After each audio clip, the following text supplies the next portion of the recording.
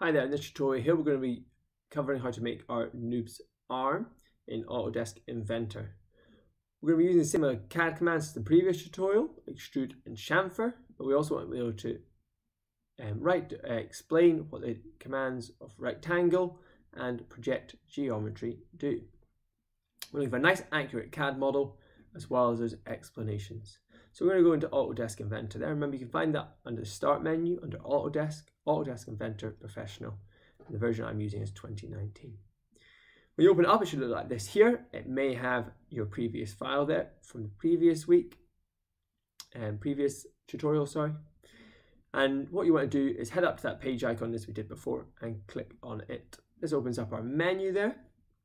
We want to go metric under our templates, make sure we're working in millimeters. And under part, we're going for standard mm, and we can click create there. Just as before, we don't have anything in our part view yet, so we've got, we're going to start there, but we actually want to go and save this file first. So we'll go File, Save As, and we'll save this as arm, and it's in the same folder. I can see my leg. We want to make sure they save them in the same. We want to make sure you save them in the same folder there, and that's within my S1 folder. So I can click Save there, and now I'm ready to start my 2D sketching. So click that big icon above Start 2D Sketch, and my work planes come up. So remember, these are like sheets of paper, and we want to click the horizontal one there. Just as before, we're going up towards rectangle, and we want to make sure we select rectangle 2-point center. So click on that little drop down below there, rectangle 2-point center, and we hover over the middle there. It goes green. That means that's what we want to click. So nice and accurately click there, and then drag that out. We can head up and click the dimension tool, and we want to add dimension at the top line. That's going to be 50. So remember, when you're adding a dimension, you click on the item you want to dimension, and then you click to where you want to position the dimension itself, so the number, and we can just click on the green tick there.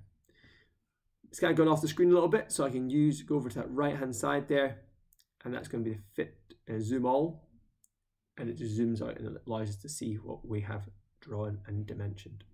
So dimension tool again, click on the line when it goes red, click again where we want to position that number, so I'm going to put kind of round about the middle there, and I'm going to add my 50 in there again. I'm just going to press enter this time, and again I'm just going to hit that zoom all, see it looks okay. That looks pretty good. Got my 2 dimensions. It's all gone dark blue, meaning it's fully constrained, and I can click finish sketch there.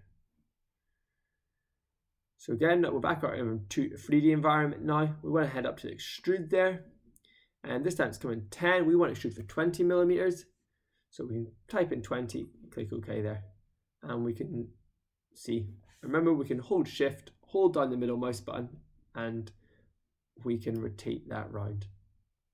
Remember, you may get lost, you've got hover over that view cube, you can click the little home icon, that brings you back to the default view there. We want to add our chamfer again, so we're going up to that top menu, click on chamfer.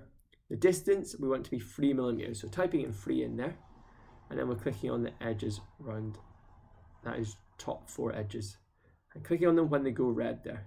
So click, and there we are, and we click OK there. So that's our chamfer added.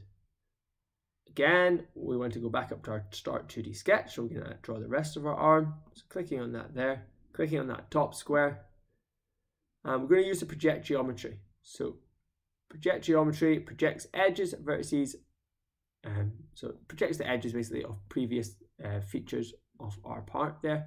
Remember, it's like tracing what already exists. So I can click on that outside edge when it goes red, click on that outside edge when it goes red, click on that outside edge when it goes red, and click on that outside edge if it goes red. If you by chance click on another edge and you're like, oh, I don't want that, you can press escape, click on that edge, right click on it, and then move your mouse up to select delete there. So you just have those 4 outside edges. Once you've got that there, you can click finish sketch, and we can go up to the extrude tool again, and this time we want to extrude for 80. So type in 80 there. Might want to zoom out a little bit. You can use that zoom to all feature on the right, or use the scroll wheel on your mouse. Click OK there, and we've got our arm is starting to take shape. We need to add a few more chamfers. This time I want it to be 2. So again, just like before, I'm going around that top edge. When they go red, I click on those top edges, click, click, and go around these ones here, click, click, click. Rotate that around using Shift and holding down my middle mouse button. Click. Then we go around these ones here as well. So click, click when it's going red. Click there as well. Click there as well. Just zooming out a little bit. I'm going to go around these 4 here. So click, click, click, click, and then finally the bottom 4 edges. So when it goes red, click, click, click, and click.